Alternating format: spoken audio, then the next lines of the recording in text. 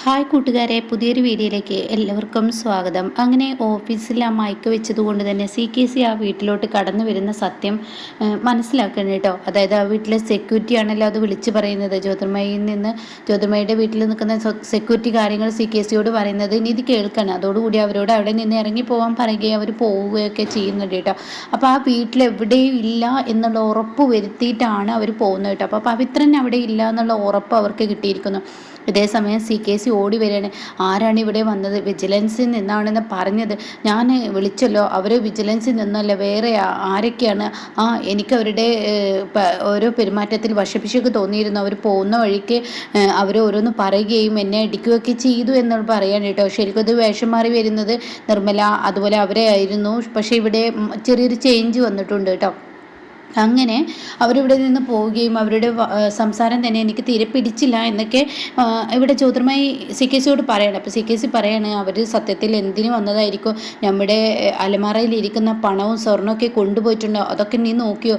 ഞാനൊന്നും തന്നെ നോക്കിയില്ല. പവിത്രൻ ഇരിക്കുന്ന റൂമിലോട്ട് പോയപ്പോഴേ എനിക്ക് ആകെ ടെൻഷനായി എന്ന് പറയട്ടെ. നീ വന്നേ, അങ്ങനെ ആളുകൾ വന്നിട്ടുണ്ടെങ്കിൽ തീർച്ചയായും അവർ പണത്തിന് വേണ്ടി വന്നതാണ്. നമുക്ക് പോയി നോക്കാം, സ്വർണ്ണമോ പണമോ പോയിട്ടുണ്ടോ എന്ന് നോക്കാമെന്ന് പറയട്ടോ. അയ്യോ, നമ്മുടെ സ്വർണ്ണവും പണവും പോയോ എന്നുള്ള ആ ഒരു ടെൻഷനോട് കൂടി അവർ ഓരോ അലമാറകൾ ഇങ്ങനെ തുറക്കാനായിട്ടോ. അപ്പോൾ പെട്ടെന്ന് തുറക്കുമ്പോൾ അവരുടെ കണ്ണിൽ ഫുൾ ബ്ലാങ്ക് എന്നുള്ള ആ ഒരു രീതിയിലാണ് അവർ തുറക്കുന്നത്. പക്ഷേ അവരെ ഞെട്ടിപ്പിച്ചും കൊണ്ട് സ്വർണവും പണവും ഒക്കെ അവിടെ ഇരിക്കുന്നു കേട്ടോ. അതോടുകൂടി അവർക്ക് ആശ്വാസമാവുകയാണ്. ഈശ്വര, സമാധാനമായി. അപ്പോൾ പിന്നെ അവർ എന്തിനു വന്നതായിരിക്കും എന്ന് CKC ജ്യോതിർമയോട് ചോദിക്കുമ്പോൾ ജ്യോതിർമയി പറയാം, ഇതെന്താ നിങ്ങൾ എന്നോട് ചോദിക്കുന്നത്? അപ്പോൾ ഉടൻ തന്നെ പവിത്രൻ എന്തേ എന്ന് ജ്യോതിർമയി ചോദിക്കുകയാണ്. പവിത്രൻ്റെ റൂമിലോട്ട് അവർ പോകുന്നത് കണ്ടു. പവിത്രൻ എന്തേ എന്ന് ചോദിക്കുകയാണ് കേട്ടോ. ആ സമയം ഇത് നീ എന്നോട് അവൻ എന്തി, പിന്നെ അവൻ എവിടെ പോയി എന്നിങ്ങനെ പറയുമ്പോഴേക്കും പേടിക്കണ്ട, അവനെ ഞാൻ അവിടെ നിന്ന് മാറ്റിയിട്ടുണ്ട്. എന്താ പറയുന്നത്? അവനെ മാറ്റിയിട്ടുണ്ടെന്ന്? അവൻ പിന്നെ എവിടെ പോയി എന്ന് ജ്യോതിർമയി ചോദിക്കുകയാണ്. ആ സമയം പറയണം, അന്ന് ശിവാനി പറഞ്ഞിരുന്നല്ലോ, അവൻ്റെ ഫോൺ അടിക്കുന്നത് കേട്ടപ്പോൾ ശിവാനി ഇങ്ങനെ സംശയം പ്രകടിപ്പിച്ചപ്പോൾ തന്നെ അവനെ ഞാൻ പെട്ടെന്ന് എൻ്റെ കാറിൻ്റെ ഡിക്കിലോട്ട് മാറ്റിയെന്ന് പറയട്ടോ. ഈശ്വര, രക്ഷപ്പെട്ടു. എന്നാൽ അവർ പവിത്രനെ തേടി വന്നതാണെന്ന് ഇപ്പോൾ മനസ്സിലായി. അപ്പോൾ അവർ പവിത്രനെ തേടി വന്നത് തന്നെയാണ്. അപ്പോൾ അവൻ എൻ്റെ കാറിൻ്റെ ഡിക്കിലുണ്ട് എന്ന് പറയട്ടോ. ഇതേസമയം CKCയോട് ജ്യോതിർമയി പറയണം, നിങ്ങൾ കറക്റ്റ് സമയത്ത് അങ്ങനെ ചെയ്തതുകൊണ്ട് രക്ഷപ്പെട്ടു എന്ന് പറയട്ടോ.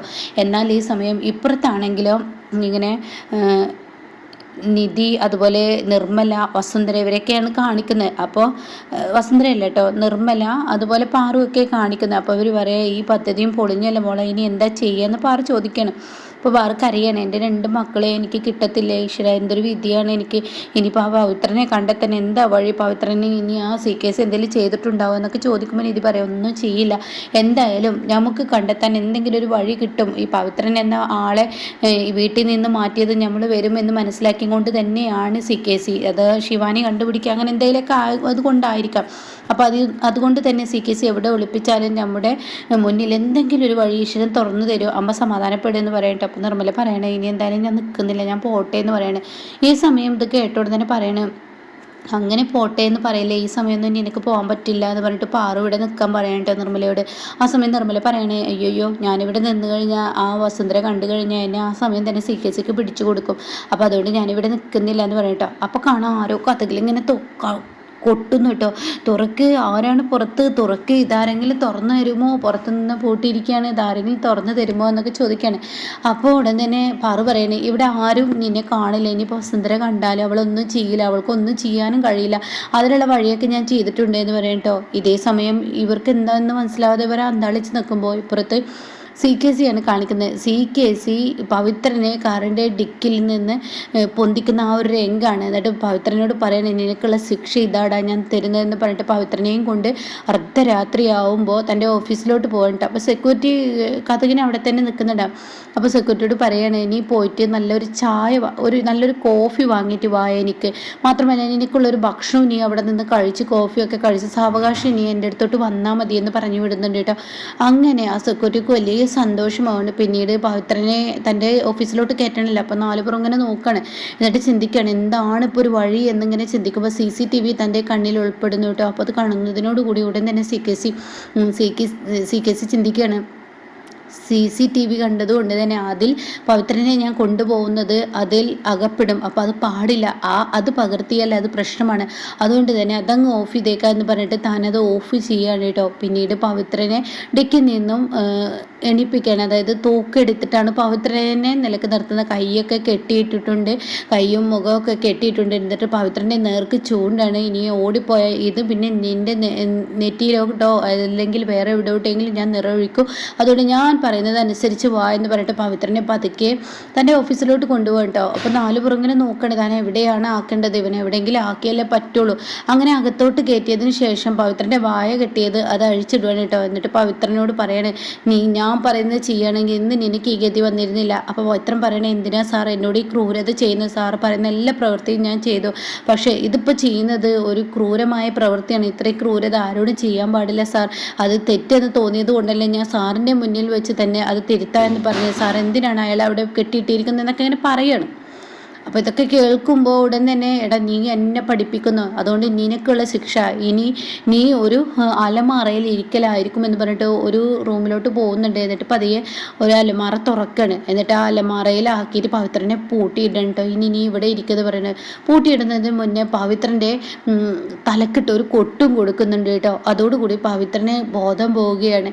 പിന്നീട് പവിത്രനെ അതിനുള്ളിലോട്ട് കയറ്റുകയാണ്. ഇതേ സമയം വസുന്ധര ഇപ്പുറത്ത് കൊട്ടിക്കൊണ്ടിരിക്കുകയാണ്, ഇത് തുറക്കുന്നുണ്ടോ എന്ന്. അപ്പം നിർമ്മല ചോദിക്കുകയാണ്, ഇതെന്താ വസുന്ധര ആ വാതിലിൽ ആ റൂമിൽ നിന്നും കൊട്ടുന്നത്, അവരെന്തിനെങ്ങനെ അലറുന്നത്, അവരാരെ പൂട്ടിയിട്ടിരിക്കുന്നതെന്ന് പറയുമ്പോൾ പാറു പറയണേ, ഞാനാണിത് ചെയ്തതെന്ന് പറയാം. പിന്നെ ഇത് ചോദിക്കുക, എന്തിനാ വസുന്ധര എൻ്റെ പൂട്ടിയിട്ടത്?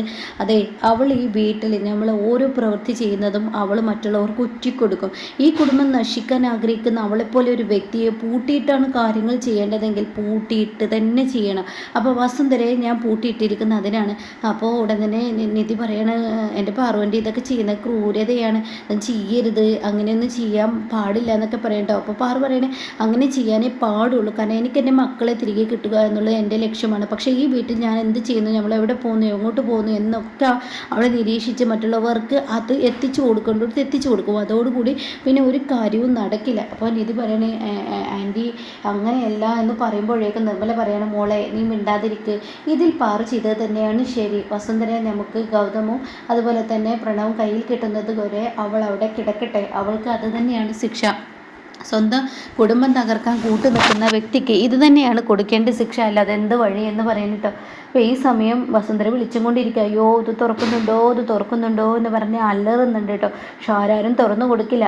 ഇതേ സമയം ഇപ്പുറത്ത് CKC ആണെങ്കിലോ, അവൻ എന്നോടാണ് കളിക്കുന്നത്, ഇനി ഒരിക്കലും ആരെയും കണ്ടെത്താൻ കഴിയില്ല എന്നൊക്കെ പറഞ്ഞിട്ട് താൻ എന്താ ചെയ്യുന്നത്, തൻ്റെ ഓഫീസിലോട്ട് പോകണ്ട. അപ്പോൾ ഓഫീസിലാണെങ്കിലോ ആ ഒരു ഭാഗത്ത് മൈക്ക് വെച്ചിരിക്കുകയാണല്ലോ. അപ്പോൾ CKC സംസാരിക്കുന്നൊക്കെ നിധിക്ക് കേൾക്കുമല്ലോ. അപ്പോൾ അതുകൊണ്ട് തന്നെ ഇങ്ങനെ ആ മൈക്ക് വെച്ച ആ ഭാഗത്ത് CKC ഇങ്ങനെ പതിയെ തൻ്റെ തല ഇങ്ങനെ ചായ്ക്കുമ്പോൾ ആ മൈക്ക് തൻ്റെ കണ്ണിൽ അകപ്പെടുകയാണ് കേട്ടോ. അപ്പോൾ CKC പതിയെ അതിലോട്ട് തന്നെ സൂക്ഷിച്ച് നോക്കുകയാണ്. അങ്ങനെ സൂക്ഷിച്ച് നോക്കുന്ന സമയത്ത് അവിടെ ചെറിയൊരു മൈക്ക്, ഇത് കാണുന്നതിനോട് കൂടി CKC അയ്യോ ഇത് മൊബൈൽ കണക്ട് ചെയ്യുന്ന മൈക്കാണല്ലോ എന്നിങ്ങനെ ചിന്തിക്കുന്നുണ്ട്. എന്നിട്ട് CKC ചിന്തിക്കുകയാണ്, ഇതെങ്ങനെ ഇവിടെ വന്നു, ഇത് ആരും ഇവിടെ കൊടുന്നു വെച്ചു, ഈശ്വര ഇത്രയും നാളെ എൻ്റെ കണ്ണിൽ ഇത് അകപ്പെട്ടില്ലല്ലോ എന്നിങ്ങനെ പറയുകയാണ്. ആ സമയം കാണാം ഇതിങ്ങനെ പറയുമ്പോൾ തൻ്റെ കണ്ണിലൂടെ തൻ്റെ മനസ്സിലൂടെ എന്തൊക്കെയോ ഇങ്ങനെ പാഞ്ഞു പോകുന്നു.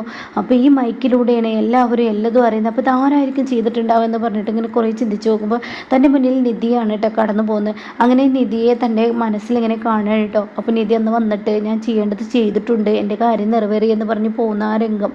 അപ്പോൾ അവൾ ഇതിന് വേണ്ടിയിട്ടാണല്ലേ ചെയ്തത്, ഓഹോ അവൾ ഈ മൈക്ക് വെച്ചാണല്ലേ പരിപാടി നടത്തി. എന്നാൽ ഞാൻ ഈ വീട്ടിൽ ഈ ഓഫീസിൽ ഇരുന്ന് ഓരോ കാര്യങ്ങളും ഫോണിൽ സംസാരിക്കുന്ന അവളൊക്കെ ഇതിലൂടെ കേട്ടിട്ടാണ് എനിക്കിട്ട് പണി തീരുന്നതല്ലേ. എന്നാൽ ഇന്നത്തോടുകൂടി ഞാൻ അവൾക്കിട്ടൊരു പണി കൊടുക്കാമെന്ന് പറഞ്ഞ് CKC മൈക്ക് പിടിക്കുന്നുണ്ട്, പിന്നീട് ഒരു ചാവിയും പിടിക്കുന്നുണ്ട് കേട്ടോ.